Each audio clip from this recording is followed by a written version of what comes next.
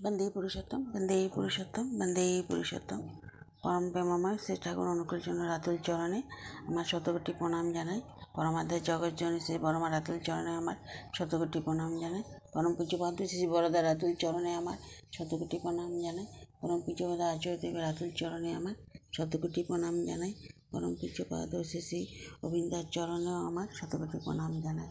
তো যারা শুনছেন বা শুনবেন সবাইকে আমার আনন্দিত জয়গুরু। এখানে আমি পরম পূজ্যপাদ অবিন্দাস শ্রীমুখ নিষিদ্ধ কিছু বাণী শোনাচ্ছি। ঋত্বিক সম্মেলনে পূজনীয় অবিন্দ দাদা বলছিলেন, আমি যদি গাড়িতে ঘুরি হাঁটার মর্ম বুঝতে পারবো না। বাবা আমাকে ছোটোবেলা থেকে ছোট ছোট কাজ দিয়ে আমায় শিখিয়েছেন। জানলা খোলা, লাইট নেওয়া, নিজের থালা নিজেই ধোয়া, বাসনটা জায়গা মতো রাখা ইত্যাদি। তো এইসবের মধ্যে দিয়ে মানুষ নিখুঁত হয়, মানুষের সঙ্গে মিশে তখন কথা বুঝতে পারতে থাকে। আমার মা অদীক্ষিত পরিবারের আমিষভোজী। বাবার সঙ্গে বিয়ে হওয়ার পর এই বাড়িতে চলে এলো। বাড়ি ভর্তি লোক, পেঁয়াজ রসুন, কোনো আমিষের কারবার নেই। বিয়ের পর মা বাপের বাড়ি মুর্শিদাবাদ যাচ্ছে বাবার সঙ্গে। মা দিদাকে ফোন করে জানিয়েছে এই কয়দিন ঠিকমতো খাওয়া হয়নি, ভালো মন্দ রান্না করে রাখবে। যাওয়ার পথে বাবা মাকে বলছে, তোমার কাছে একটা জিনিস চাইবো, দিতে পারবে? মা মনে করছে প্রথম চাইছে, তাই সম্মত হলো সাথে সাথেই। বাবা মাকে বললেন, পারলে বাড়ি গিয়ে মাছ মাংস খেও না।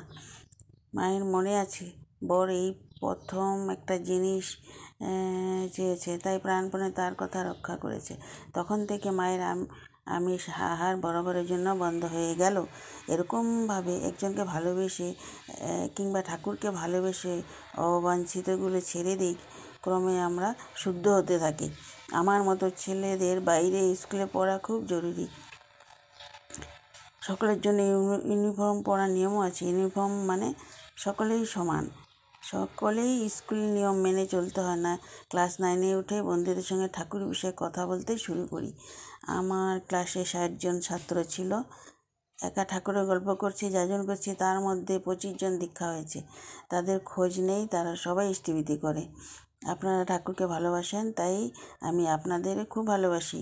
গানের একটা লাইন আছে, জো মেরে প্রীতম সে প্রীত করে মোহে প্যারা লাগে রে। আপনারা বিপদে কাউকে পাশে না পান, জসিডি এসে আমাকে ফোন করবেন। শেষ মুহূর্ত পর্যন্ত আমি দাঁড়িয়ে থাকব। বাবা আমায় আদেশ করলেন সৎসঙ্গ কমিউনিকেশন সেন্টার, সৎসঙ্গ যোগাযোগ কেন্দ্র বানাতে।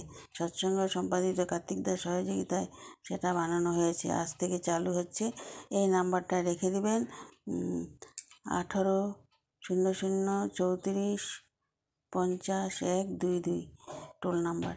ঠাকুর সম্বন্ধে, দেওঘর সম্বন্ধে কিছু জানার থাকলে, আচার্যদেবের ঘরে আছেন কি না ইত্যাদি আরও নানান কোনো তথ্য যা আপনি জানতে চান, এই নাম্বারে ফোন করবেন। নাম্বারটা ছড়িয়ে দেবেন, ফোন করবেন, অপেক্ষায় থাকবো। আলোচনা শ্রাবণ 1425 আগস্ট 2018, 633 সৎসঙ্গ দেওঘর 15/7/18।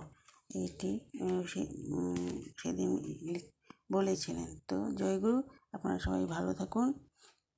আরও কোনো নতুন কিছু পেলে আপনাদের সাথে শেয়ার করে দেব।